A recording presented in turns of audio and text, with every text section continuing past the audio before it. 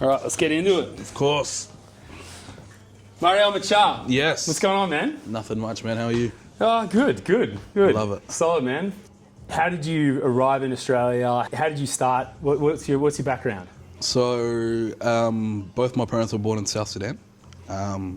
Post the first civil war. So the first civil war started in 1955. Dad was born in 71. Mum was born in 78. Mum lost both her parents at the age of 2. So for her to kind of survive, she had to, be a maid and cook and clean for other homes for her to have somewhere to live. Dad was one of 6 who were then, when the second civil war kicked off, were forced to be child soldiers.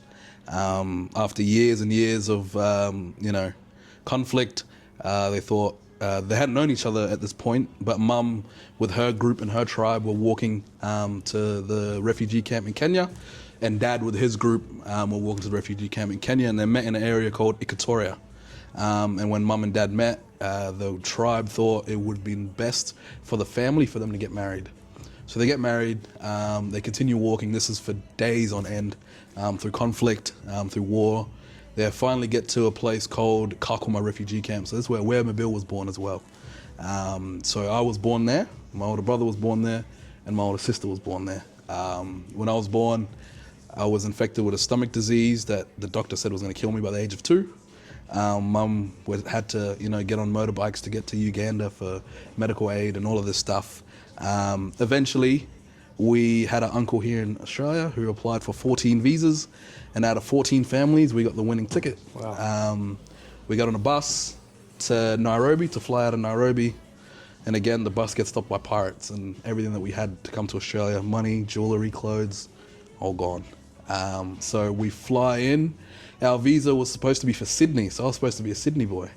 Really? But lucky for us. yeah, everything changed, and I landed here in South Australia in 2006. I was born in 2004. And yeah, that's basically how we got here as a family. I now have 9 other siblings that are much younger than me. I went to St. Paul's College, so I went to old boys private school.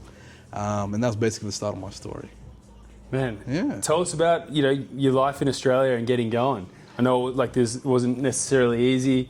You're definitely not a silver spoon background. Exactly. For me, having 2 migrant parents, Dad had to go straight into work to kind of repay the loans of coming here, and then Mum was a stay-home mum, so pushing through was quite difficult. We had to move to Murray Bridge, where I grew up, because Dad was working in a meat factory over there, because that was kind of the only job that he could get. He had to kind of give up his education. So post that, we moved back to Adelaide, and I get put to St. Paul's College. Couldn't really afford the school. It was a sacrifice that my dad and my mum had to make for kind of the betterment of our education. And for me, sport was my life over there. That's how, in a predominantly white Catholic school, that's how I felt seen. That's how I felt like my belonging. That's what I built my identity around. So I was playing soccer, I was playing basketball, I was playing tennis, badminton, every sport under the sun. But basketball? No, I was playing lucky for us. So I'm playing all these sports, and it was kind of to escape home life, Yeah. Because I was living that life of the in-between that many migrants live now. Is home life and home culture was different. School life and school culture. Tell us about your home life, man. So home life, got 9 siblings. Mum and Dad were there, but Dad was always working. House was a bit too small for everybody. I got an older sibling, older sister, older brother. So it wasn't the worst situation, but also wasn't the best situation. Eventually, Mum worked hard enough to buy a home, but not to stuff up our education. So we didn't move too far. So we couldn't get a really big house. So we had to get a bit smaller house that we really all couldn't fit into. And like the cultural nuances at home were different to school. When Mum would speak to me or Dad would speak to me, I wasn't allowed to look them in the eye. But at school, the teachers demanded eye contact. They demanded. Yeah. So I was stuck in this in between of what's the correct way to live. What am I? Am I Australian or am I South Sudanese? And where am I morphed to in this culture? So I was stuffing around at school. That was kind of my escape. My me laughing and having a joke. And then I really pulled my head in year 9 because I thought mum and dad traveled all of this far, and they had all these issues, and for me to stuff around, they started taking basketball and football seriously. So I picked up AFL, and one tragic night playing AFL, I went to dive on a bowl. Someone's dove at my knee, bang! I've torn my ACL, my meniscus, and that was sport done for me.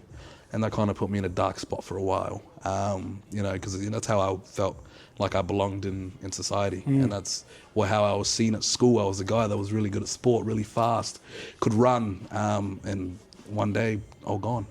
And yeah, for me, that was the turning point of my life. But in that time, and learning that sport was so meaningful for you, that's something that you realised that could be a bit of a bridge towards people, that have come from, immigrated to Australia, different cultures, but there was a crossover, there was an overlap. I think for us, it was how our group of friends, stayed connected. It was basketball on Saturday mornings for school. We'd all get on the bus and catch a 3-hour bus ride to Mount Barker or to the next school to play. And for us, that was the pinnacle of our week. And that was, for me, when I lost that, was kind of played with my mind a little bit, because was, who am I going to be now? And I know a lot of athletes that come from these backgrounds that experience the same thing. So going through, I finally rebuilt my identity through academics. And I wanted to help the other, group of South Sudanese people, or migrants, through law. So I just put my head down. I was like, you know what? I'm going to become a lawyer, and I'm going to support through criminal law.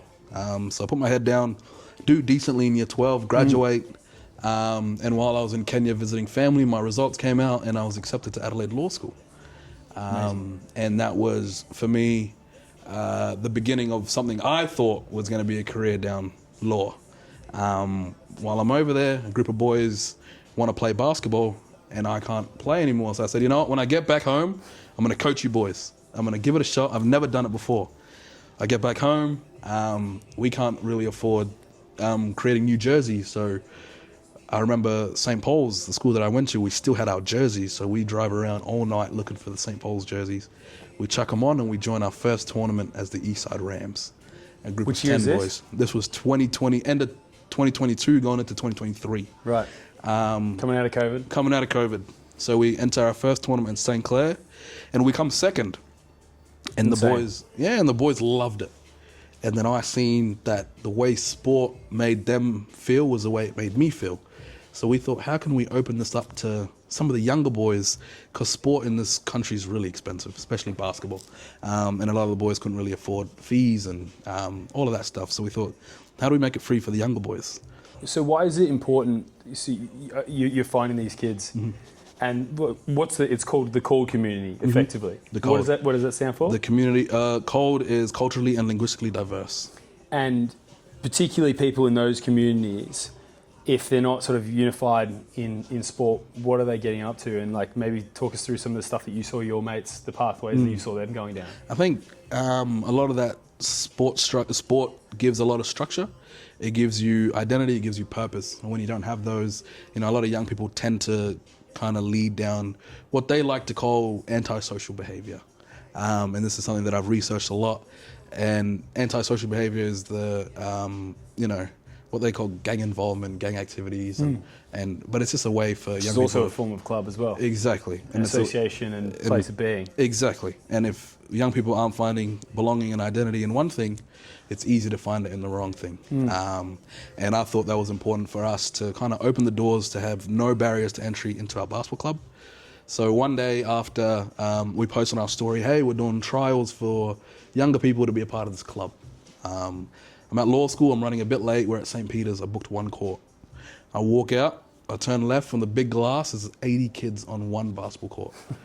And me and the boys are looking at each other like, shit, what did we get ourselves into?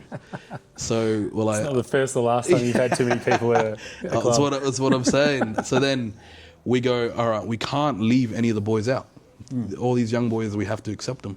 So we go, all right, we're going to pretend we're doing trials, but we're going to accept everyone into the club. Wow. So one of the boys goes, hey, we'll tell everybody if they made it at 12 a.m. tonight. So we're at his house just writing emails. Hey, congratulations, you've made it to the club.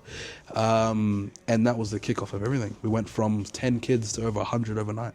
And what was you say there's no barriers to entry. How are you supporting these kids? So what we were doing was we would partner with, Nazareth partnered with us. Yep. So we would partner with Nazareth and we would host training sessions for kind of AAU events. So we kind of adopted the AAU style of basketball in America because we seen there was a trend of boys trying to go over there and play. So we adopted that that model, and we'll do like 10-week training blocks, and then we'll go compete.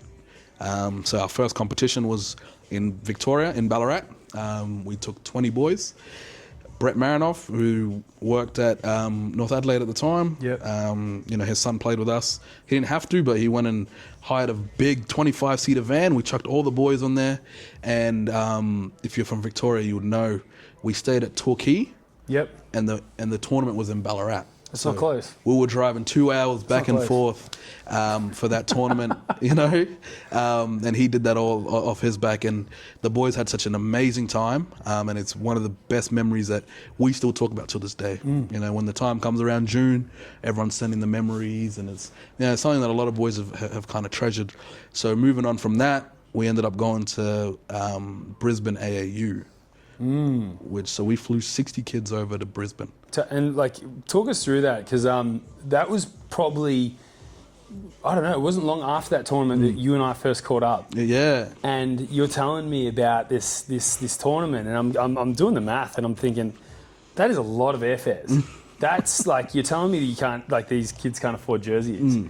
And then you're flying 60 over, and then you told me what you told me, which is just incredible, man. How did you get all these kids into Brisbane? So we did some fundraising models, but a lot of it we had to front out of our own pockets, me and the boys, because we thought this was an amazing opportunity for kids that have never left South Australia. So you're running this program. This is your job in a lot of ways as well. Yeah.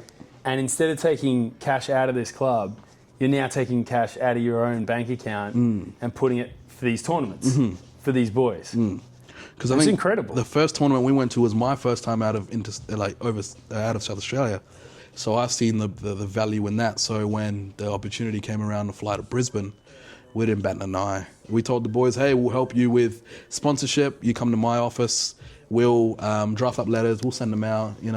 And we had a few people jump on board, but ultimately, the boys were doing shoe drives. And then whatever the difference was, which was a lot, we had to kind of cover to get the boys over there. And if you ask one of the boys now, that was one of the best memories of their lives. You mentioned Dacabin in Queensland, Brisbane. You have all the East Side Rams boys turning their heads because that was where we stayed, and the memories in that house that we stayed in. Yeah. Phenomenal. Wait. House, singular. Yeah. How many in the house? There was about 20 of us. How many did you put down for? Oh. How many flights over? Was everybody loading onto a single flight? Or? Yeah, so we booked. So the back, middle row to all the way at the back was filled with us. Yeah, we've all gone in, we've checked in, we all got our tickets, all the boys are excited. We fly over. We do not too bad in the competition. We didn't win, right? But we didn't do too bad. And that was kind of the epitome of, or the pinnacle of what we were doing, because there was a lot of boys that needed the tape and they needed the film. So we had a SSA NBA tournament happen in 2023, where we went around, we filmed the games, we chopped them up, we posted them on Twitter for college coaches, and one of our guys, Kwai Deng, picked up a lot of traction. Whoa. So he's now gone over to the US Insane. to do high school. So he went to Veritas Academy. Yeah. Finished there, went to the Patrick School. For those that don't know the Patrick School, that's where Kyrie Irving went. Graduated from there.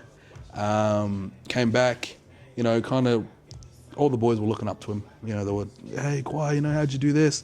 He's at OVO sponsored events. He's eating at Nobu. He's, you know what I mean? He's playing at NBA All-Star Weekend. They're doing tournaments there. He goes back last year to Howard University, which is a junior college, because he had to do his gap year to get into college.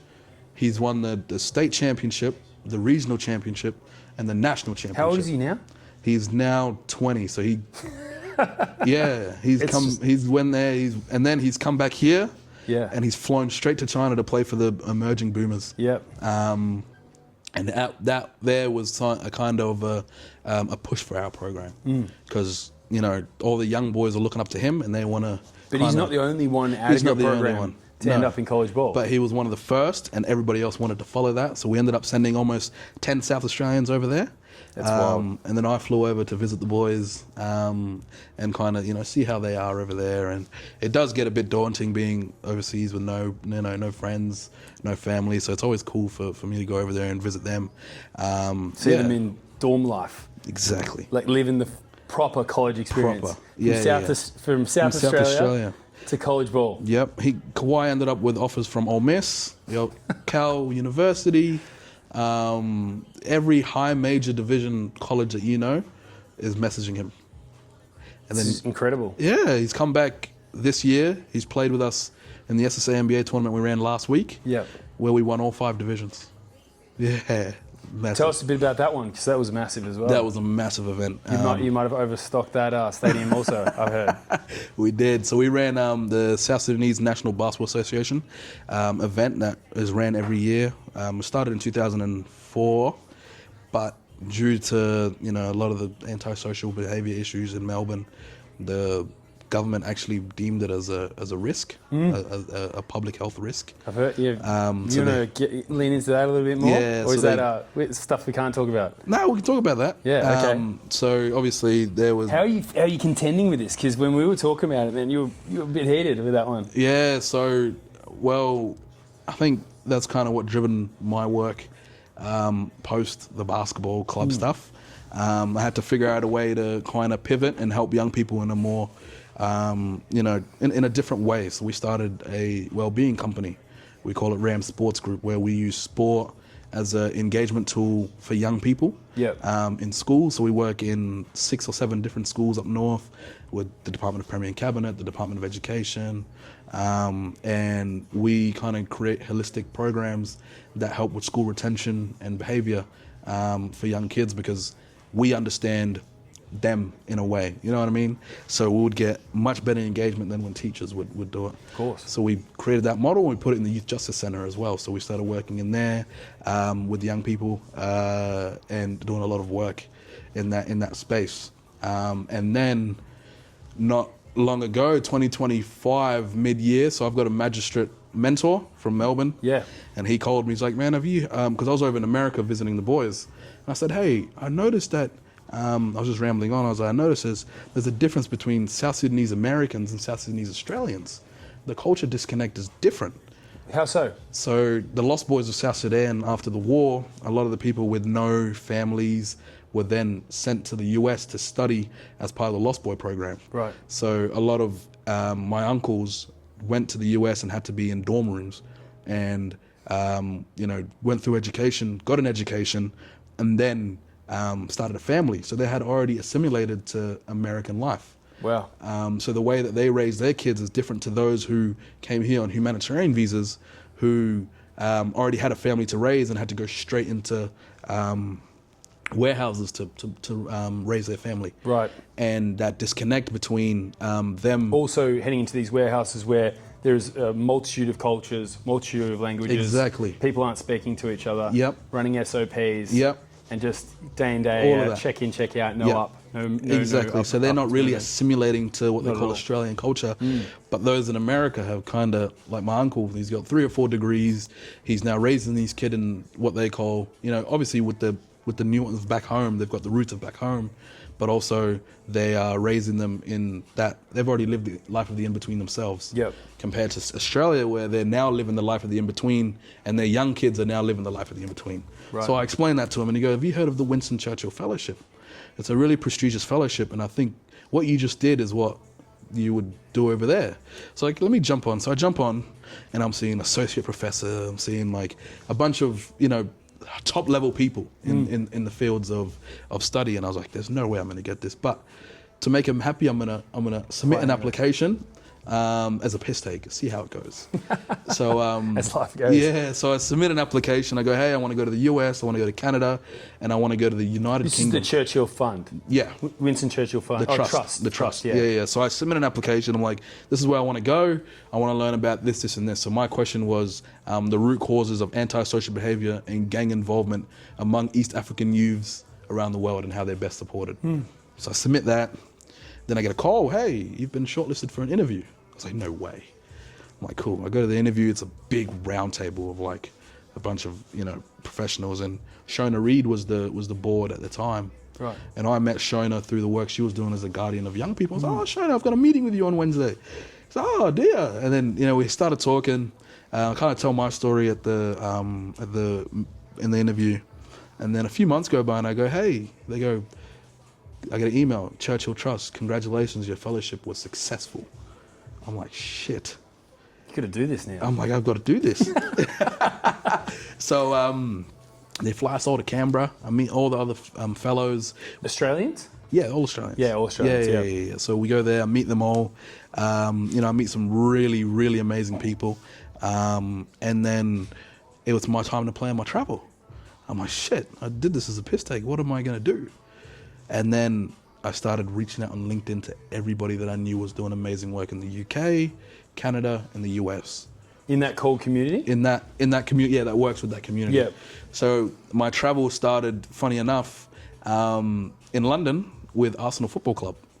So I went, reached out to Ross Waite. I was talking to Ross Waite, like as a normal conversation, and I mentioned it to him.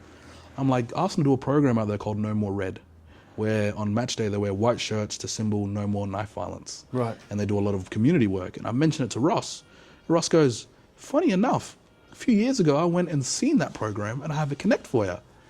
So he sends me the connect. He replies, all right, I'm on my way to London. Get to London. First day, I jump on the tube, go to Islington, and I meet the most incredible people ever. They got a massive, it's called the Arsenal Hub, where it's basically a school for young kids in the area that are disconnected from mainstream school. So instead of saying, hey, I'm going to like an employment thing, I'm going to Arsenal. Right. So they teach them, resume building, school, job readiness, and then they give them work as ball boys on game day, security on game day. Then they built almost 40 pitches in the Islington community.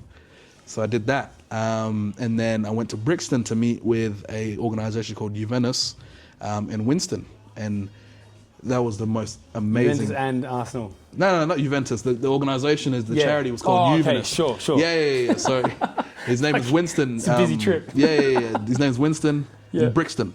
So I go there. He shows me all around Brixton.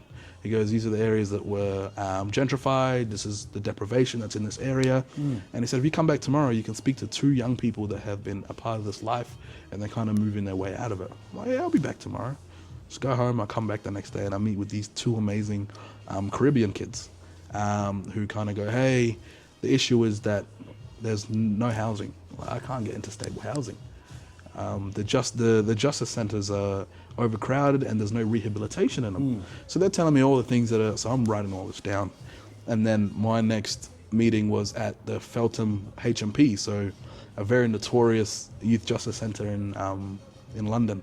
So I get there and I'm asking them, what's the ideal youth justice system if you had all the resources and all the funding? Because all these places are underfunded. And she goes, I would love to have allied health professionals in all the wards helping the young people. Write that one down.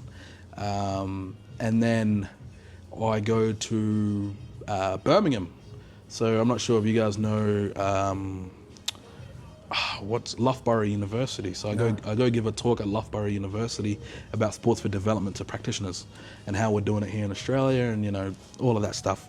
So I do that and then go to Manchester, meet with the Bolton Wanderers. If you're in soccer, you know much about the Bolton Wanderers.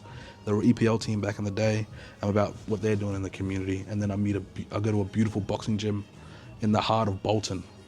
At that time, Bolton was 6th for most kids living in poverty in the US. I don't know, in the UK.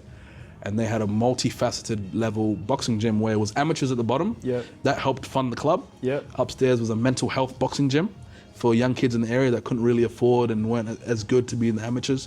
Then above that was a whole youth hub with a studio a kitchen to help kids about nutrition, a classroom, all the games, everything. So at this point, you're just looking at all this and going, there is nothing even comparable 100%. back here in South Australia. Nothing even remotely. Nothing. I mean, these are big cities, mind you. Big cities, but, yeah. In terms of programs and whatnot, you're just sitting there taking notes and you're just Like, going, wow.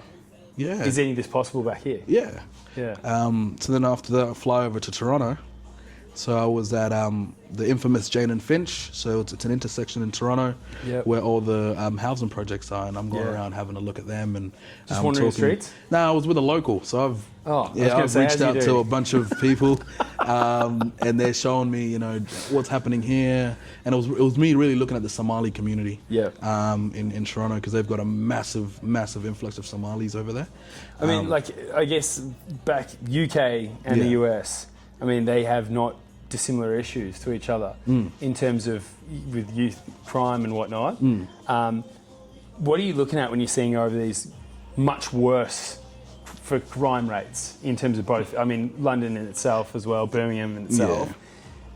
When you're listening to these guys and they're kind of, is it almost like this is where we're going if we don't sort of arrest it and actually start putting in proper... And that's what I put in my Churchill application. It was, I want to go learn from these places that have decades of experience. Right. And how do we stop us from getting to that point? Yeah. And that was kind of where I based my research on, was what are they doing here and what are the recommendations I can give? So finished my report a few weeks ago, and there was a few things in there that I was like, we have to kind of address here in Australia. And one of them is being intergenerational trauma. Intergenerational trauma, you describe it as, how we pass down traditions like birthdays and Easter, and a lot of these generations, a lot of these people coming from migrant communities are passing the trauma that they've received on from what they've been through, war or whatever, to their young people through different types of parenting styles. And a big one that I've seen was parentification, and that's when the adult or the eldest son or the eldest daughter becomes an adult at maybe the age of 13 and 14, because they need to then help the parent assimilate as well. So a good example was a case study that I put in there was a 15-year-old girl who was doing Centrelink applications for mum, doing school interviews for mum, was cooking and cleaning for the family, making sure the kids were up and ready for school before she could even get to school. Yeah. All right. And that plays a massive role in... You're sapped. Exactly. Sapped in the morning. Psychologically. Yep. And you've got to be a kid yourself now. Yep. Right? And no way, no chance. No chance at all. And that's when it leads down to roads of substance abuse, to cope, and all of these things, and eventually that gets passed down as well. So that was another big thing that I've seen. So intergenerational trauma was something that I think we need to address, and how that plays a big fact. Something else was that I put in my report was mass media manipulation needs to be treated as a public health issue.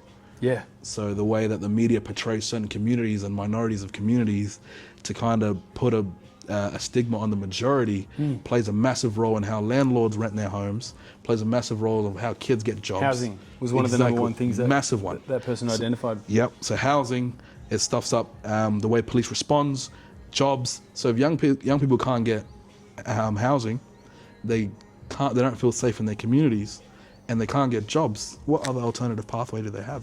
All because of the way the media is portraying certain communities in certain lights. So I thought, okay, how do we talk about that? How do we also talk about the approach that's being used overseas? They call it the public health approach, treating youth violence and youth crime as a disease. Scared. Exactly. So how do you treat it? So when you're treating a disease, what do? You find the root cause, right? You don't just slap a Band-Aid on it and go, here we go. So how do we take that approach to youth violence and early intervention? How do we find the root cause? But it's a multifaceted issue. It's an issue where not every young kid is the same. So I can't say the reason why this person's become this is because of this, and then try and apply that same thing to the next person.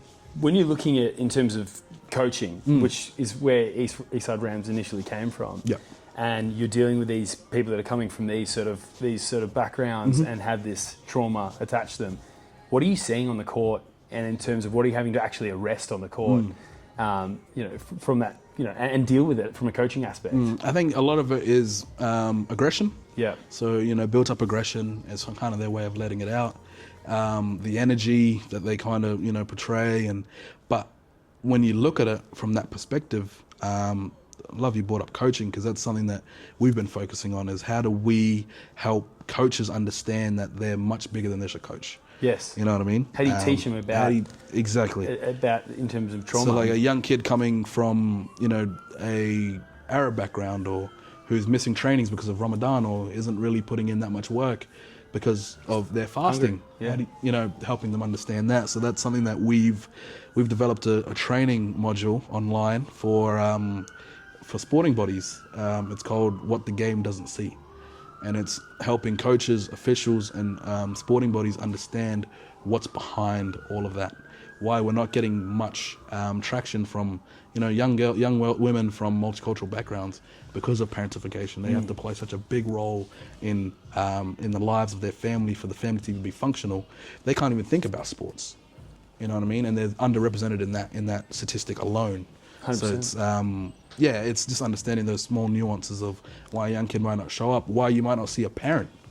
Because these parents come from a survival background, that sport is the last thing on their mind. Going to sporting events, or going to, you know what I mean? It's low on their priority. How do you get all these kids together, you know, for a game? Exactly. Well? Yeah. Exactly. Because even in our club, we probably went, there's kids that we went a year without seeing the parent. We've spoken to them, but they're so busy with 6 or 7 other kids and full-time jobs, sometimes 3 jobs, that we don't even see them. So it's just helping understand those nuances and having that open communication. Without like giving any names or anything too divulging too much, what's something you maybe haven't spoken about, you know, publicly, and something that you've seen in terms of a kid that you've dealt with through Eastside Rams, or maybe just not Eastside Rams, let's just say in general. Have you got any kind of story that, you know, you'd like to share that's just something where you've seen that level of transformation, that background to where they are now? 100%. A great one was, so we have a young kid who, you know, when he first started was, you know, in and out of running around shopping centres and doing all of this and doing all of that. And me and the boys kind of, you know, got on his case. We're like, hey, you've got the potential here to be talented. This is what you need to kind of push on. And through, you know, having to pick him up, bring him to training, make sure he's at training, take him home. Eventually he's only 15 now. You know, he had issues at home with mum, dad, all of that stuff. Eventually he's had a growth spurt out of nowhere. So he's 15, he's about 6'9". Oh shit. And now he's got a scholarship to go overseas. Where? He's going to Atlanta, Georgia. Oh man. He's going to go finish high school over there. Yeah. And potentially get a free college education. Another one was a kid who was in and out of youth justice. He's come out of youth justice and he's joined the club. He's played basketball with us. He's rebuilt his identity through the sport. He's realized he's very talented, and he went over there and he graduated high school over there. And now he's going to go to college for free.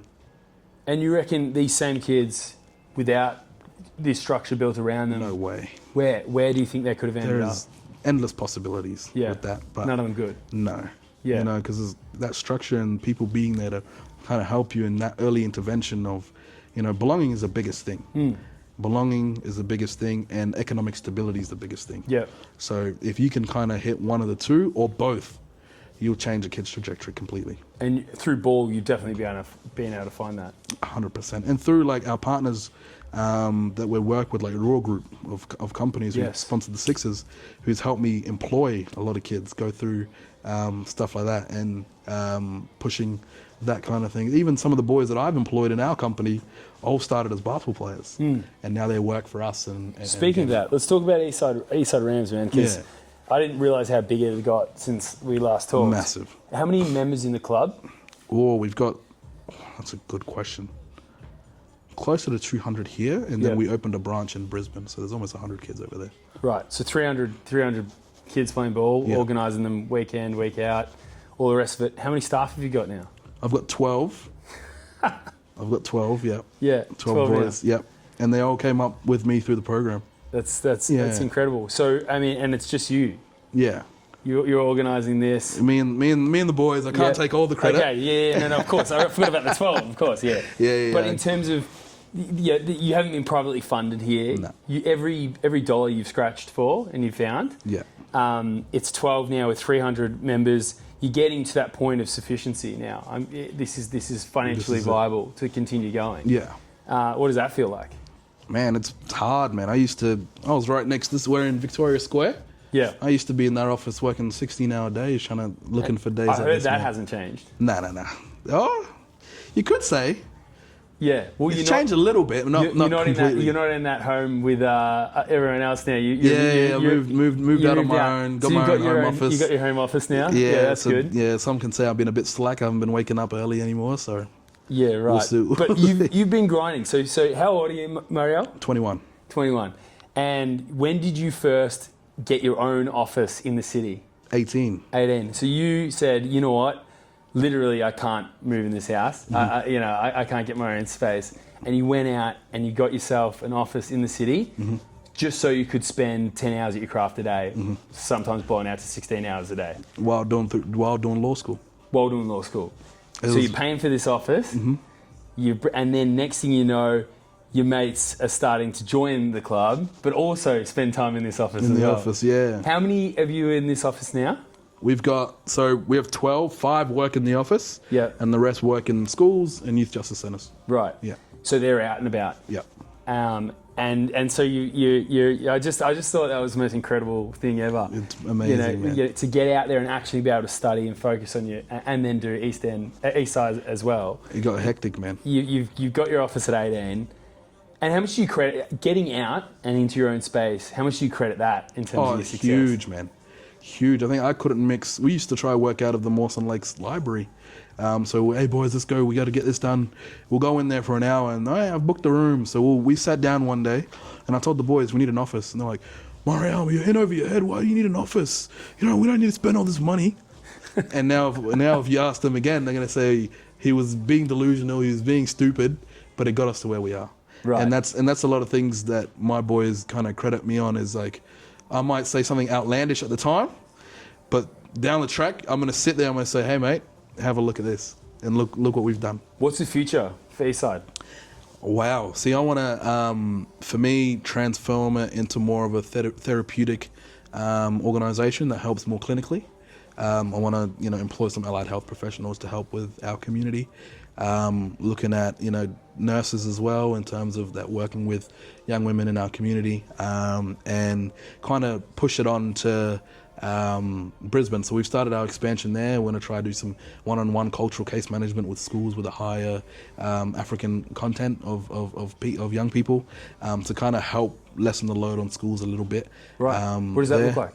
What that looks like is, any of the kids that are disengaged from school, is you get paired up with a case manager, a youth worker, and they kind of slowly work with them, day by day, to get that engagement back up and going. Right, and that's academic, not just sport? Not just sport, academic, yeah. So it's just helping with home life, someone who understands what's going on at home, that it's able to connect with parents. That's what we're kind of looking for in that case management stuff.